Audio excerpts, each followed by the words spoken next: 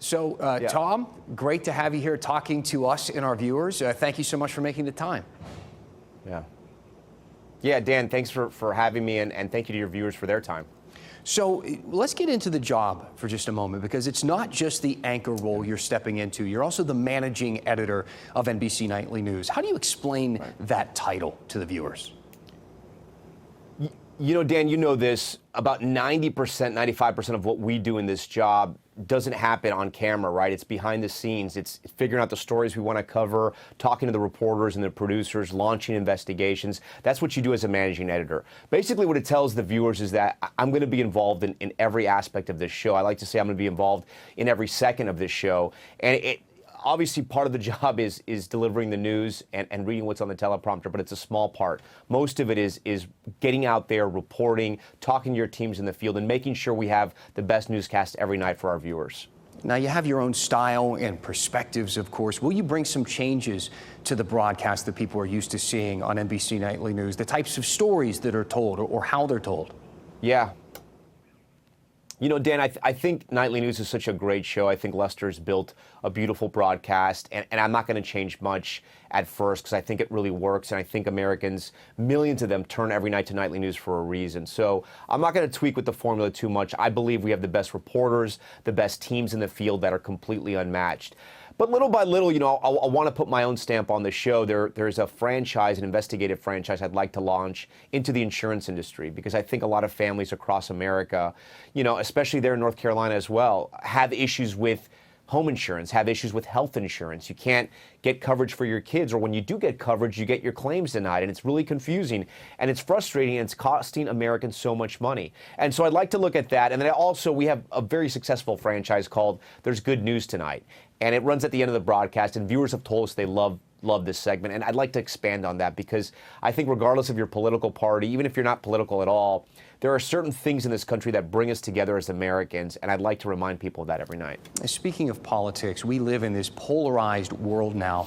How do you reach out and find the people who have left conventional news, people who rely on podcasters or pundits or even comedians and TikTokers nowadays to get the bulk of their news? Yeah.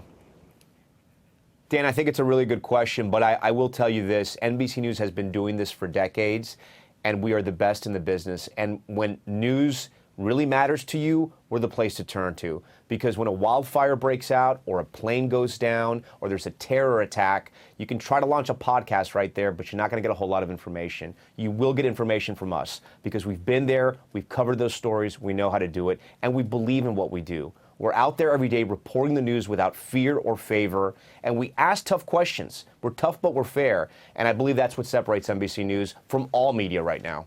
You mentioned the interest in interest rates and how those are rising and putting some pressure on people financially. We've been hearing a lot of that from the folks who live on our coast, who in some cases can't even get coverage anymore because of some of the issues they've dealt with out there. We've been doing a lot of stories on just the cost of living in general. Is that something that you've been hearing from folks, or that you think you might want to focus on, as we've seen prices climb from everything from everyday items at the grocery store to the big items like houses and cars and college? Yeah, you hear that from every American. I mean, not even being on the job, just talking to the people in your life, your family members, your friends. It is really hard to get ahead in America right now. When I think about North Carolina, I think about Hurricane Helene, right? And the reporting we did, because all those families, as you mentioned, had all that trouble with insurance there, but also it was a week-long affair. And a lot of people don't, weeks long, I should say, months long. People don't understand that usually when hurricanes hit, the worst part comes afterwards, right? People think it's the landfall. It's not. It's what happens in those weeks and months after, trying to get by. And Helene was a good example of what NBC News does great, because we never forgot the people of the Carolinas and how much they were suffering, especially trying to get their lives together right before an election and then trying to be able to still vote. But yeah, I think those day-to-day issues, Dan, they're what resonate with me. I want to bring a reporter sensibility to Nightly News. I think Lester did the same. And by that, I mean knowing what's going on in your communities and in your country. You mentioned talking to family members. You're the son of political refugees from Cuba. I've read how that formed you as a person in a lot of ways. And as a journalist with discussions of news and politics around the House, you've spoken about the importance of connecting with all cultures of this nation. I'm wondering, how do you stay impartial when you're discussing stories like immigration, when you have such a personal connection? Right. It's a great question. Dan, I'll tell you this. I've covered a lot of immigration stories. Some of those immigration stories are the ones that have stayed with me the longest. I speak Spanish. I understand why people will leave their country and walk for 6 months across South and Central America to try to find a better life in America. I understand that, but I also understand that as an American, we have laws. In this country, we have laws, and you have to follow the laws. I don't think you can ever lose your humanity as a journalist, because I think if you do, if you lose that human touch, you lose the story, right? We're dealing with people's lives and human beings here.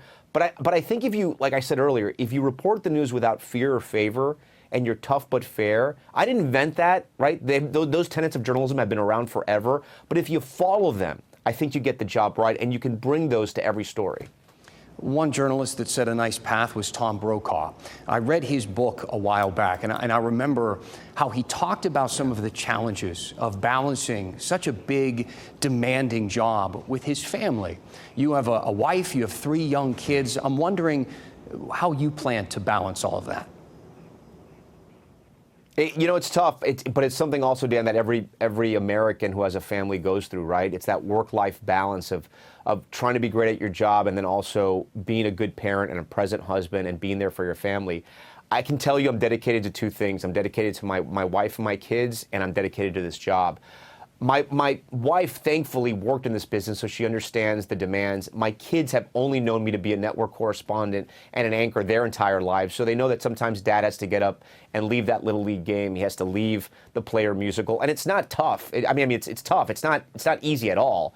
But what I will tell you is that they sort of have a responsibility as well. They know that their dad has to do this because people out there want information. And they're so great and they support me. But it is a tough part of the job, but it comes with the terrain, and they understand that, and we know that. And they know they're my world. When I'm not working, I'm with them, and it's really all I care about. And lastly, I imagine it's been interesting having an opportunity to go around the country here on these interview circuits and talk to various anchors at different cities, in different towns and states that have varying identities and values. And I'm wondering what you have kind of taken away from this or learned from talking to people all over the country. You know, it's good to kind of go and meet people, because in a lot of these cities, NBC News doesn't have bureaus. We have bureaus all over the country, but there are places that we don't have bureaus. Obviously, we can't be everywhere. So our local affiliates, our stations, just like WRAL, are our eyes and ears in these communities, right? We depend on you. But I want them to know that as much as we need your help, when you need us, I want to be there for you. And so I'm going around, I'm meeting with great journalists from all across the country, and I'm also listening, because that's a big part of this job, right? I think to be really great at this job, you got to be able to listen. And what I'm hearing is, I'm hearing excitement. I'm hearing ideas about different investigative franchises that local investigative teams at stations across the country are launching. I'm hearing about the success of having hyper-local newscasts on newscasts that invest in high school football and on weather, so they can get the best local information to their viewers. I love hearing about that, because I think in this world, in this country, for all of us to thrive, we need a strong and free press, and that means a great local press as well. I think you need very strong local journalists. I came up in local news. I know the importance of it. It's where I learned everything in this craft, and I know there's a lot of great local journalists still doing amazing work. Well, congratulations to you for the new job. We appreciate you spending some time with us here today. Dan, thank you.